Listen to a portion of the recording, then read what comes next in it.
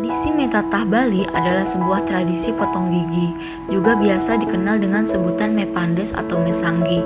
Tradisi ini dilaksanakan oleh kaum Hindu Bali dan sudah dilaksanakan turun-temurun.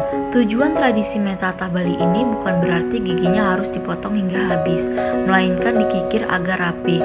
Karena tujuan sesungguhnya dari tradisi metatah adalah untuk menghilangkan segala keburukan pada diri dalam wujud buta, kala, pisaka, raksasa yang artinya jiwa dan raga yang diliputi oleh watak satripu dapat menemukan hakikat manusia yang sejati. Satripu sendiri merupakan 6 jenis musuh yang timbul dari perbuatan yang tidak baik dalam diri manusia itu sendiri. Keenam musuh tersebut adalah kama, yaitu hawa nafsu yang tidak terkendalikan, loba, yaitu sifat ketamakan. Sifat ini selalu ingin mendapatkan yang lebih. Selanjutnya kroda, yaitu marah yang tak terkendalikan atau melampaui batas. Lalu mada, yaitu mabuk yang membawa kegelapan pikiran. Moha, yaitu kebingungan dan kurang mampu berkonsentrasi. Terakhir, matsarya, yaitu iri hati yang akhirnya menyebabkan permusuhan. Keenam musuh tersebut dilambangkan dengan mengikir atau merapikan 6 gigi pada rahang atas, yaitu 4 gigi seri dan 2 gigi taring kanan dan kiri. Tradisi metatah Bali mengandung nilai religius yang tinggi. Syarat seseorang bisa melakukan tradisi ini yaitu pada perempuan ditandai dengan menstruasi yang pertama, sedangkan pada laki-laki ditandai dengan perubahan suara. Namun tidak harus pada saat itu juga, karena untuk melakukan prosesi metatah juga diperlukan kesiapan finansial. Sebelum acara pengikiran gigi dimulai, para peserta melakukan sungkeman terlebih dahulu kepada orang tua. Setelah itu, satu persatu naik ke balai tempat pengikiran gigi.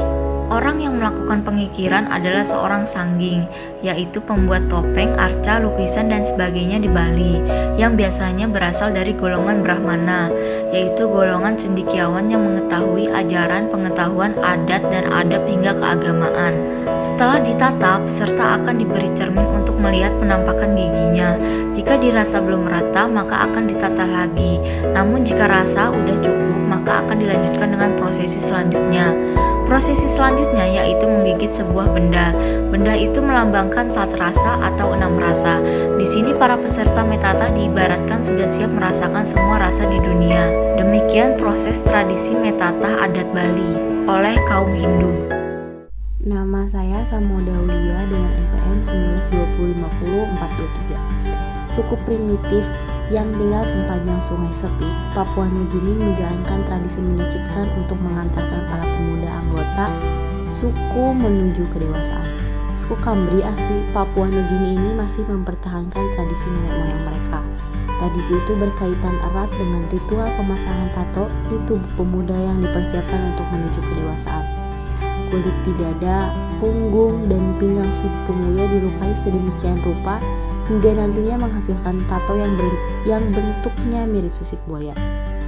Tujuan melukai kulit mereka sendiri supaya menyerupai kulit buaya. Bagi suku Kambri, buaya adalah hewan yang amat dipuja. Suku Kambri amat percaya jika buaya adalah pemangsa yang kuat. Apalagi di tengah-tengah suku Kambri ada urban legend di mana zaman dahulu ada seekor buaya yang berimigrasi dari Sungai Sepik ke darat untuk menjelma menjadi manusia. Suku Kambri juga menganggap buaya adalah binatang spiritual dan simbolis. Karena itulah anggota suku ini percaya kalau hewan yang dianggap punya kekuatan mistis itu akan menyerap kemudaan si pemuda selama proses tato yang menyakitkan. Jika sudah kehilangan kemudaannya, maka yang tersisa hanyalah proses kedewasaan saja. Proses pemotongan dan melukai kulit sendiri dulu menggunakan bambu yang sudah diasah, namun sekarang sudah menggunakan silet. Yang boleh melakukan skarifikasi ini adalah ketua adat suku Kambri. Kulit mereka akan disayat sepanjang 2 cm. Hal ini dilakukan secara berulang-ulang hingga membentuk pola di punggung, lengan, dada, dan bokong. Tak ada anestesi dalam proses skarifikasi ini. Jadi bisa dibayangkan betapa sakitnya kulit disayat berkali-kali oleh silet. Lebih sakitnya lagi, skarifikasi tak bisa selesai dalam satu sesi saja karena harus menunggu kulitnya disayat pulih, kemudian baru menyayat lagi, begitu seterusnya sampai membentuk pola yang diinginkan. Prosesi pengantar kedewasaan selanjutnya ada dari Kamerun. di mana setiap anak perempuan yang berusia 11 hingga 15 tahun, payudara milik mereka akan diratakan oleh ibu kandung mereka. Payudara mereka diratakan menggunakan batu, spatula, atau bahkan palu yang telah dipanaskan oleh bara api. Setelah panas, si ibu akan menekan benda tersebut di atas payudara anak gadisnya sampai bentuknya rata, dan selanjutnya si ibu akan membalut payudara anak gadisnya dengan perban sekuat mungkin. Gadis Kamerun biasanya mengenakan kemben yang terbuat dari bahan karet yang sangat ketat saat mereka melakukan aktivitasnya sehari-hari. Hal tersebut dilakukan dengan maksud untuk melindungi perempuan dari adanya pemerkosaan atau pelecehan seksual lainnya. Tradisi setrika payudara ini telah dilakukan wanita Kamerun sejak ratusan tahun lalu. Di Flores, Nusa Tenggara Timur, terdapat tradisi untuk seorang perempuan dalam proses pendewasaan, yaitu tradisi Sorangiis, yang biasa dilakukan pada perempuan berusia remaja tergantung pada kemampuan orang tua anak sebagai salah satu pelengkap dalam proses menuju jenjang pernikahan. Perempuan akan dipotong giginya atau diratakan. Makna dari ritual ini ialah agar sang anak dianggap telah dewasa secara hukum adat dan sudah direstui kelak jika ada laki-laki yang datang meminangnya. Dalam prosesnya, pihak keluarga harus terlebih dahulu melaksanakan ritual mengantar sesajen berupa nasi, daging, sirih pinang, dan moke untuk leluhur sebagai rasa syukur serta untuk memohon berkat. Kemudian saat ritual dimulai, perempuan akan berbaring mengenakan kain adat, kemudian dipotong giginya dan diobati oleh petugas khusus. Sebelum menuju ritual ini, pihak keluarga harus menjalani beberapa rangkaian acara adat. Malam sebelumnya, pihak keluarga maupun undangan akan melaksanakan tandak. Mereka mulai menari, bernyanyi, dan berpantun mengelilingi api unggun sambil berpegang tangan. Syair-syair dalam irama tandak mengisahkan tentang arwah nenek moyang dan sejumlah ajaran-ajaran adat dalam kehidupan. Proses potong gigi harus dilaksanakan di rumah tetangga yang masih memiliki hubungan keluarga. Sebelum rombongan menuju rumah tetangga, terlebih dahulu anak diberkati dengan sapaan adat oleh salah satu tetua adat. Ritual pemberkatan ini disebut resa kuras. Setelah itu, sang anak akan diayunkan oleh ayahnya sebanyak 5 kali di atas seekor babi yang diletakkan di depan rumah. Setelah itu, sang anak siap berjalan menuju rumah tetangga tempat dilaksanakannya ritual potong gigi. Selanjutnya, kita akan membicarakan tradisi dari masyarakat Huaulu. Masyarakat Huaulu yang merupakan berasal dari daerah Maluku, tepatnya di Pulau Seram, memiliki sebuah tradisi menggunakan ikat kepala berbentuk bulat. Ikat kepala ini sudah mulai dipakai dari 15 hingga 17 tahun. Anak laki-laki sudah dapat menggunakan pengikat kepala ini untuk seterusnya selama hidupnya. Ikat kepala berwarna merah ditandai sebagai sebuah tanda kedewasaan penduduk laki-lakinya. Warna tersebut dilambangkan sebagai tanda keberanian. Kain ini juga sangat diwajibkan ketika ada perang serta pada saat ada upacara adat. Nah, di sini ada prosesi Ninjak Endog. Ninjak Endog ini biasanya dilakukan pada saat upacara pernikahan, khususnya di adat Sunda. Prosesi ini akan dilakukan setelah kedua mempelai melakukan akad nikah. Ninjak Endog ini melambangkan kemampuan mempelai laki-laki untuk memberikan keturunan bagi generasi keluarga.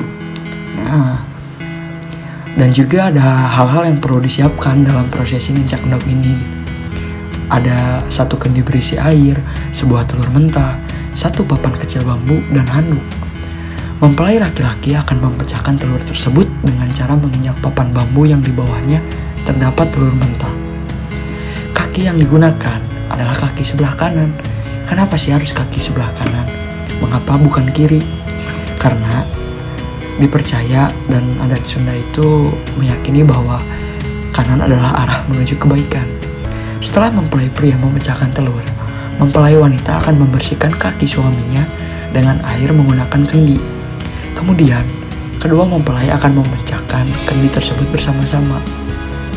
Prosesi ini melambangkan bahwa mempelai perempuan akan menaati sang suami mulai dari detik itu, dan mempelai perempuan tidak akan melukai sang suami dengan pikiran-pikiran yang negatif. Upacara atau ritual pendewasaan suku Nauru, Pulau Seram, Maluku.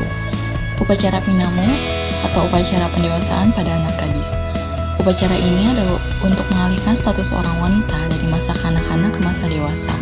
Pinamo merupakan ritual masa akil balik seorang perempuan, di mana terjadi peralihan dari masa anak-anak menuju masa dewasa yang disebut fase pendewasaan, ditandai dengan masa haid, Aimo Karawa, atau haid pertama dalam bahasa mereka.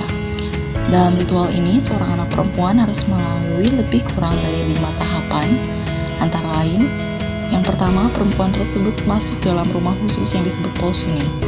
Posuni adalah sebuah rumah kecil yang terbuat dari daun rumbia berukuran 2 x 2 meter dengan tinggi 1,5 meter. Maksud dari pengasingan ini dianggap anak tersebut sangat mudah diganggu oleh roh-roh jahat. Kedua, tahapan meratakan gigi atau dikenal dengan istilah papar gigi.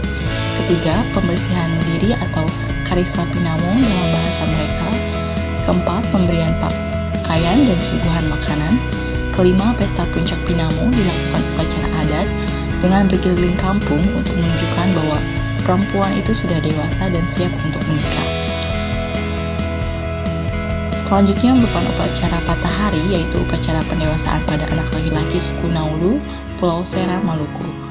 Upacara patah hari dilakukan saat anak laki-laki berumur 15 tahun. Anak laki-laki suku Naulu akan dimasukkan ke dalam hutan dan tinggal dalam sebuah rumah khusus untuk mendapatkan pelatihan sebagai laki-laki terampil yang mampu menghidupi keluarganya kelak. Pelatihan yang akan dilakukan adalah memanah, melempar tombak, memasang jerat. Di samping itu, mereka akan diajarkan ilmu bela diri dan ilmu kebal tubuh. Kegiatan ini akan diakhiri dengan ujian yang akan dilakukan oleh sang pelatih dengan memberikan kesempatan kepada anak tersebut untuk memburu jenis satwa kuskus atau kusu pada malam hari dan harus dibawa hidup-hidup ke hadapan sang pelatih. Di hadapan sang pelatih dan kamama atau raja, satwa tersebut harus dibunuh dengan sekali pukulan, dan jika berhasil, anak tersebut dinyatakan lulus.